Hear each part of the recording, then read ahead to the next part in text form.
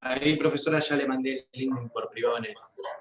Muy bien, muchísimas gracias. Vamos a... ¿Me habilitan como host? Así puedo... Sí, ya está, doctora.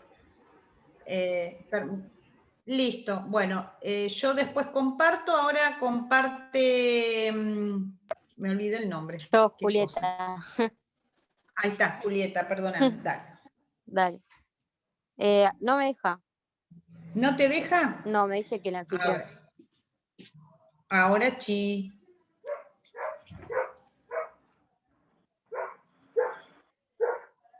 Espera, a ver.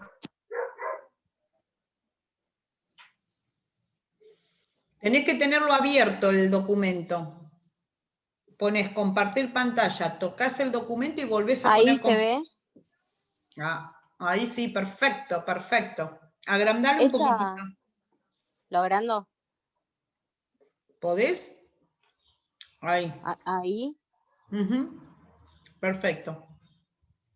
No, yo lo que le había prestado atención de eso, porque en realidad tiene varias páginas, pero me centré en eso, que decía, bueno, dicho esto, la Constitución establece que, y ahí nombra el artículo 34, y más abajo dice que se le reconoce a las comunidades indígenas existentes en la provincia, y hay 4 puntos. Y eso para mí eran cómo se aplicaban los derechos, digamos. No busqué un ejemplo particular. Lee las consignas, no todo, sino la primer parte. ¿En qué consisten esos 4 puntos? Que es muy importante, que es el parámetro para considerar que tienen derecho a esa tierra. El primero dice la posesión y propiedad comunitaria sobre las tierras que tradicionalmente ocupan. El Estado puede regular la entrega de otras aptas y suficientes para el desarrollo humano. Ninguna de ellas es enajenable, transmisible ni susceptible de gravámenes o embargos. Bien. La segunda dice la propiedad intelectual. Sí. Este primer punto, bueno, no sé cómo lo podríamos copiar. Me gustaría que lo tengan en cuenta. Si querés, mando la captura del grupo de WhatsApp. Sí, especialmente este primer punto con el tema que ahora vamos a ver de la unidad 18, patrimonio como garantía común de los acreedores. Seguí. El segundo dice la propiedad intelectual y el producido económico sobre los conocimientos teóricos y prácticos provenientes de sus tradiciones cuando son utilizados con fines de lucro.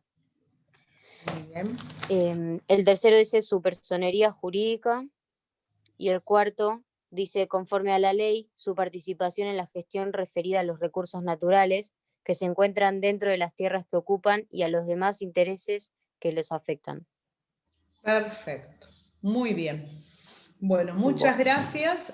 De nada. Si no, me mandás por privado esta captura al campus y también lo compartimos. Dale. Más que nada, la conexión de este primer punto con lo que ahora vamos a ver, que es la unidad 19 que arrancamos ahora, chicos. Dale, buenísimo. Gracias, ¿Sí? A vos.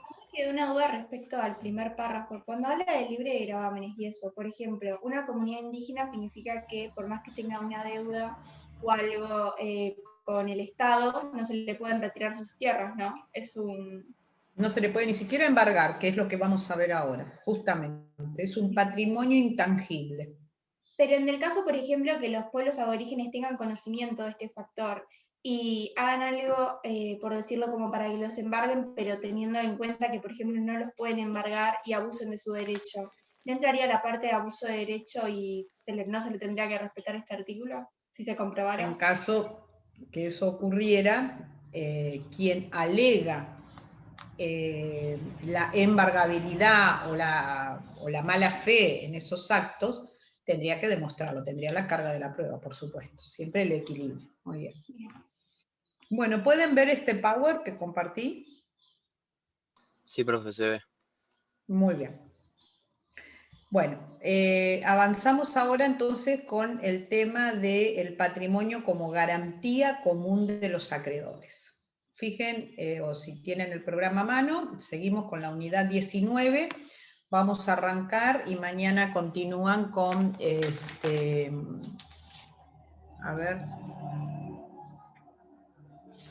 mañana continúan con Eugenio. Esto del patrimonio como garantía común de los acreedores significa que, a diferencia de Roma o del antiguo derecho romano u otros derechos, la relación entre los sujetos y sus deudas se limita únicamente a la parte económica, financiera, al patrimonio de las personas, ¿sí? O sea que las personas ante las deudas responden con su propio patrimonio. ¿Esto qué significa? Que no van a responder con su persona, y ustedes dirán, ¿cómo con su persona? Bueno, no pasaron tantos miles de años, al contrario, hasta que se abolió por completo la esclavitud, una de las formas de sujeción de una persona a otra era a través de esta figura, ¿no?, de la esclavitud. Por lo tanto, una deuda podía convertir a su deudor en esclavo de su acreedor. Bueno, pasaron los años, pasaron los siglos, los derechos comenzaron a centrarse únicamente. ¿No pueden ver el Power? Ahí me dice Julieta Markevich, no puede ver el Power. Antes de seguir. A mí no me aparece, capaz, no sé. Yo lo ¿Y a veo. los demás? Como que aparece la portada, nada más. Ahora no viene una placa que dice Patrimonio como garantía común. Sáquelo, Eso sí. doctora, sáquelo y vuelva a ponerlo y... Bueno, perfecto.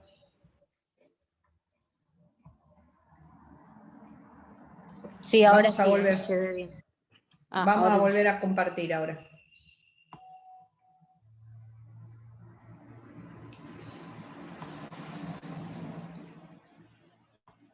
¿Ahora se ve? Sí, se ve. Perfecto. Bueno. Hasta ahí entonces vamos a ver.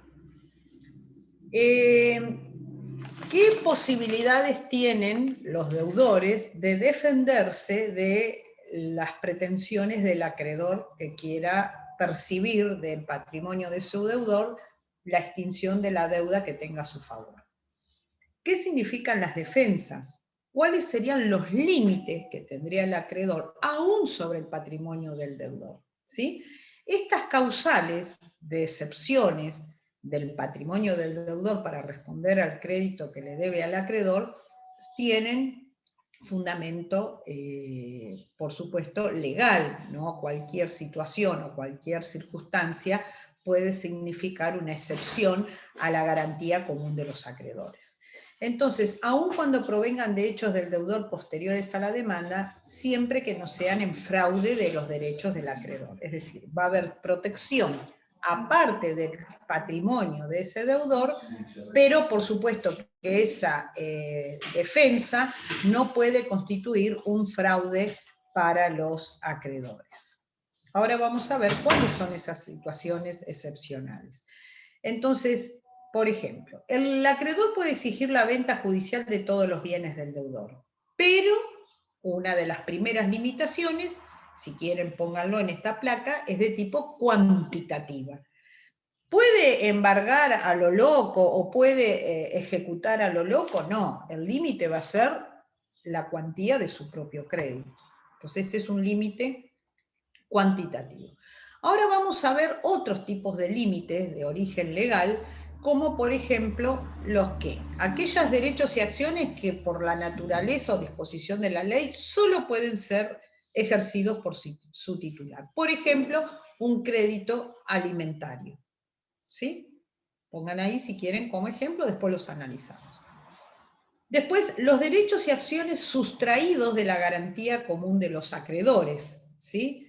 Derechos y acciones sustraídos de la garantía común de los acreedores, vamos a ver que en algunas legislaciones, el Código de Procedimiento Civil y Comercial tienen previsto qué elementos están excluidos de esa garantía colectiva. A modo de ejemplo, para que entiendan de qué estamos hablando, por ejemplo, los elementos necesarios para ejercer una artesanía a quienes se dediquen a labores artesanales, en ese caso esa limitación o esos bienes excluidos están específicamente determinados en el Código Procesal. Los señala cuáles son esos bienes. En el caso de la provincia de Buenos Aires, el Código de Procedimiento los trae mencionados en forma general.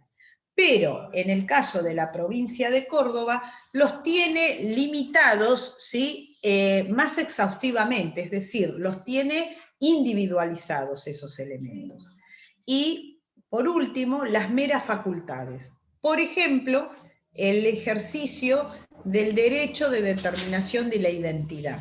Si una persona no ha hecho el juicio de señalización de su identidad, no lo puede ejercer el acreedor. Ese es un derecho que queda limitado pura y exclusivamente al sujeto. Vamos a ver un caso especial de limitación a los derechos del acreedor, que es la vivienda como un derecho humano, ¿sí? Esto ha sido incorporado en forma específica en este Código Civil y Comercial de la Nación, pero no obstante de ello, ustedes deben saber que existe una ley de protección a la vivienda, o bien de familia, como se lo denominaba antes, donde esa ley establecía todo el procedimiento necesario para poder inscribir ese bien en el registro de la propiedad inmueble, en el caso de la provincia de Buenos Aires.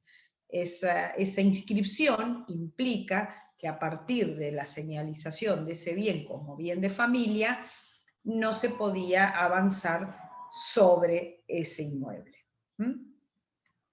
Entonces, a partir de este Código Civil y Comercial, se le da entidad de protección a la vivienda como un derecho humano esencial de las personas. ¿Quiénes pueden constituir esa categoría de bien como vivienda familiar? Bien, el artículo 245 específicamente señala quiénes son los sujetos habilitados para realizar esa inscripción. Es muy importante esto, ¿por qué?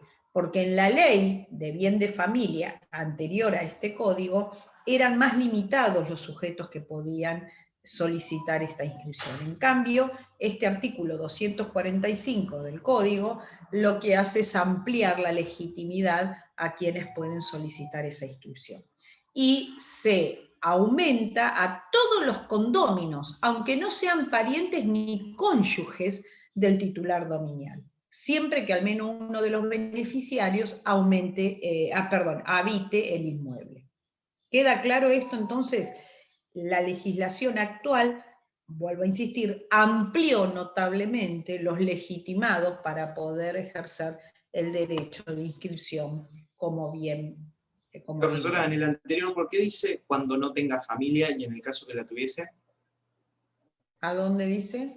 Lo puede constituir el titular dominal cuando no tenga familia. Ah, está bien, sí. Es muy importante esta pregunta que haces, porque a diferencia de la legislación anterior o la ley específica de bien de familia, decía que solamente lo podía constituir aún el titular registral siempre y cuando demostrara que era el asiento de la vivienda familiar, es decir, el lecho familiar, decía. Entonces tenía que demostrar que vivía al menos con una mujer, si era un hombre, o una mujer que viviera con un hombre, e hijos, por ejemplo, ¿no? Tenía que demostrar el concepto de familia.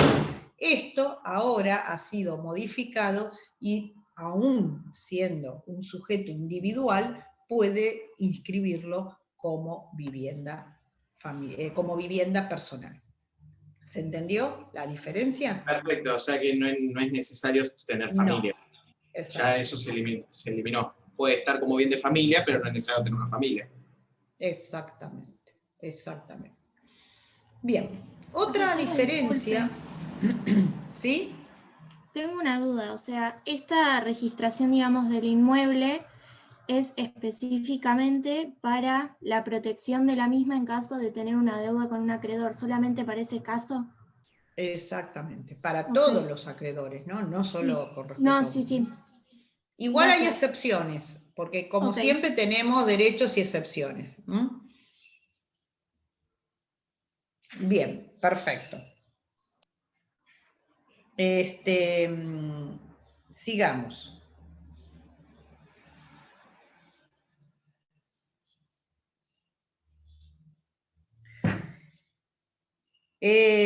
La afectación procede en relación con un solo inmueble, en forma total o parcial, y en nada incide el valor del inmueble como en el actual bien de familia.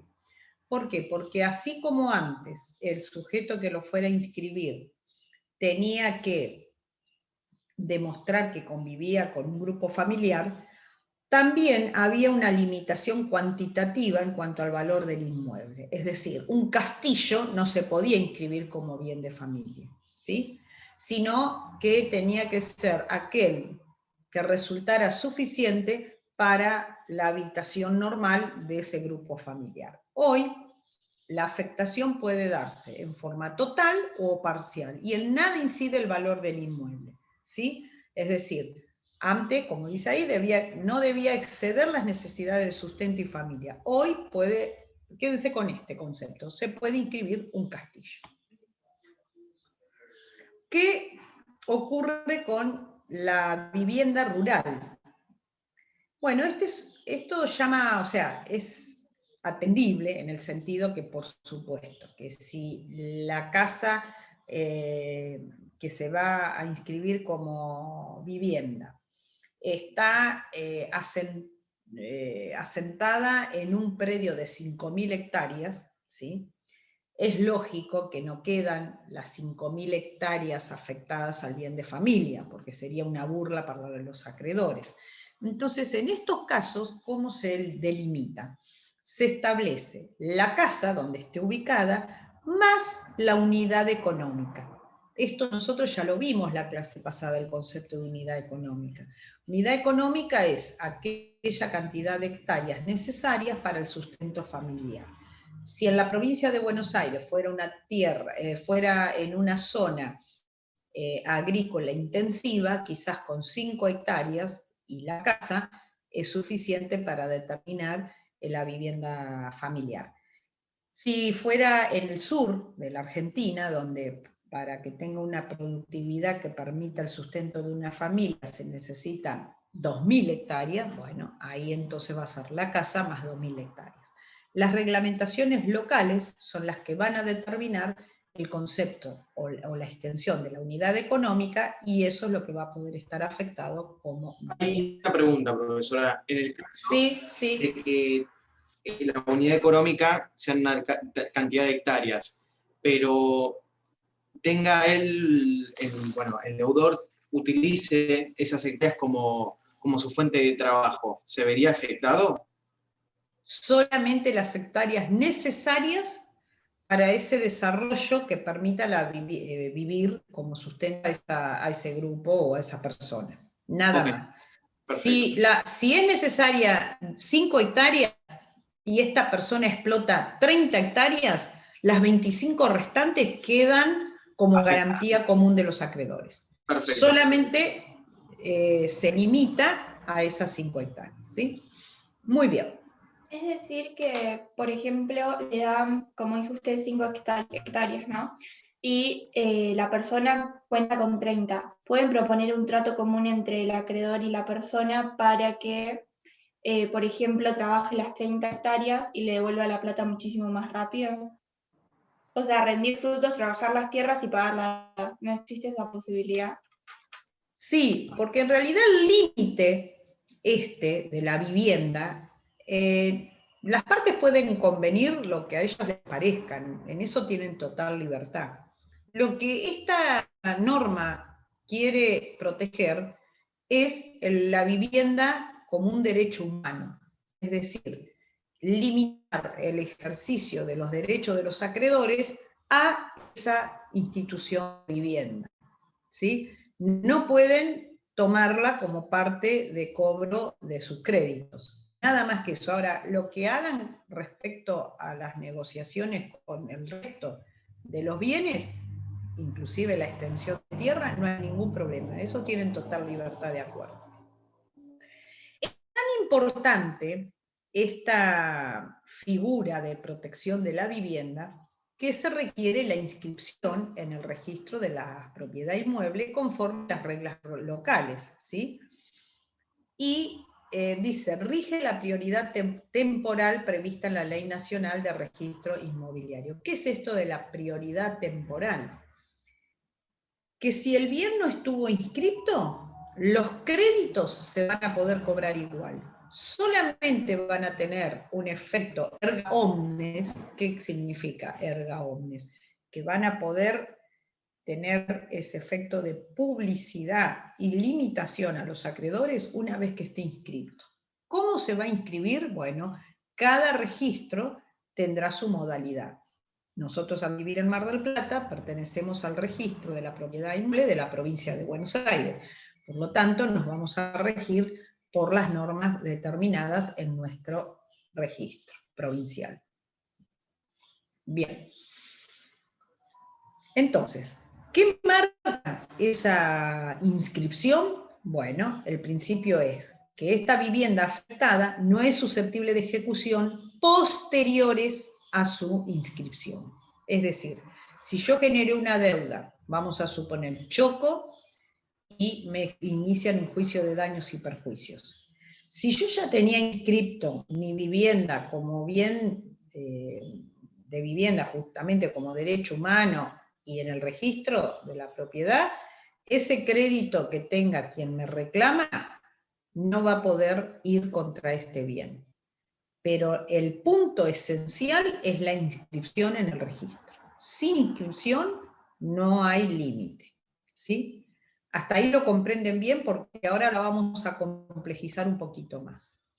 Una vez que esté inscrito el bien, aún estando inscrito, hay excepciones. Y ya les voy a adelantar que estas excepciones son 3.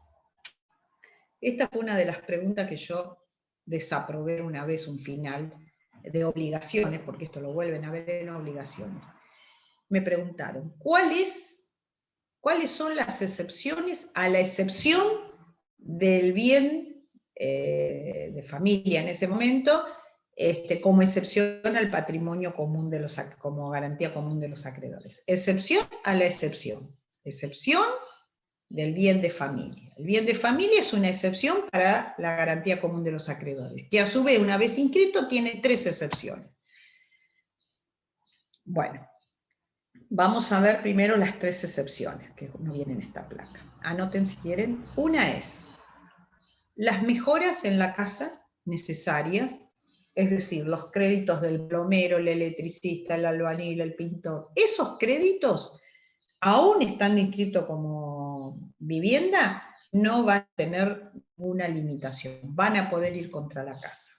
Segundo, los impuestos que deba la casa, tanto municipales, provinciales como nacionales. Cualquier impuesto que recaiga sobre la vivienda no va a tener ningún problema en cobrar, aún están inscritos.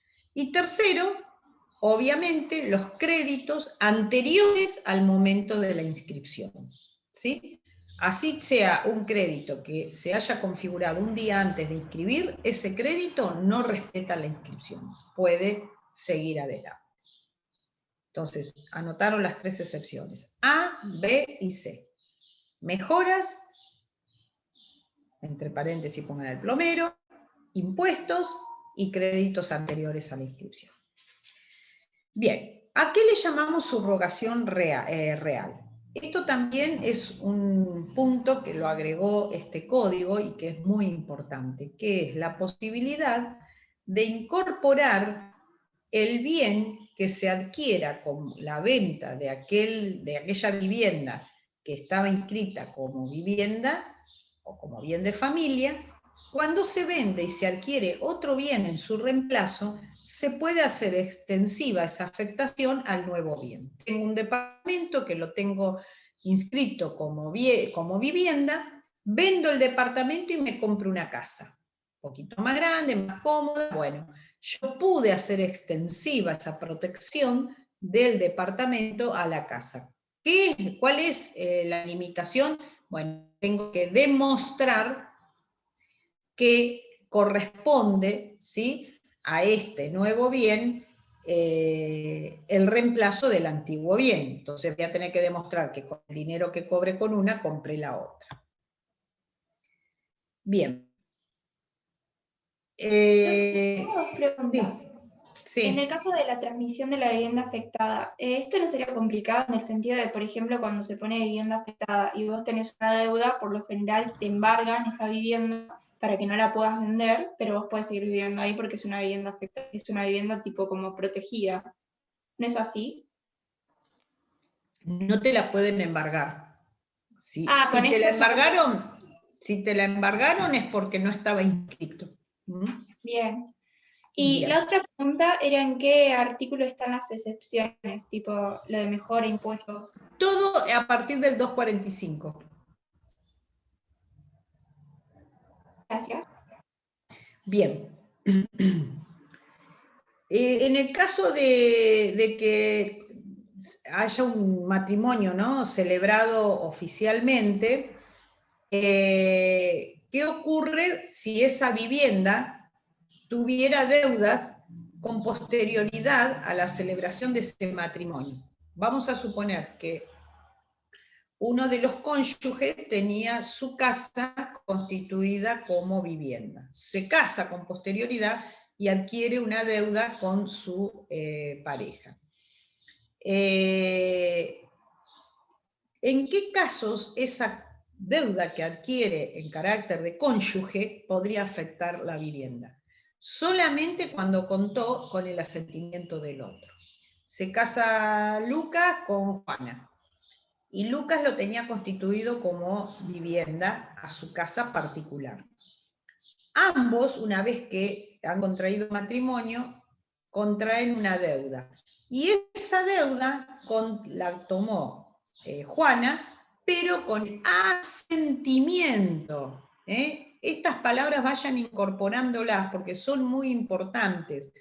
En el derecho, cuando hay algún tipo de aprobación de algún acto jurídico, vamos a tener asentimiento y consentimiento. Cuando son cónyuges, hablamos de asentimiento de un cónyuge con respecto al otro.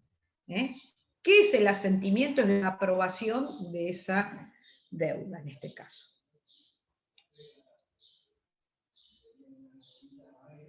Bueno, pasemos a la otra. En nuestra provincia de Buenos Aires, entonces, va a coexistir la ley de protección a la vivienda con los artículos 244 y siguientes, y el del 456 al 522. En todos estos artículos ustedes van a tener cómo se constituye el bien de familia o vivienda y cuáles son las excepciones y cómo es el tema de la imposibilidad de los acreedores de cobrar de allí.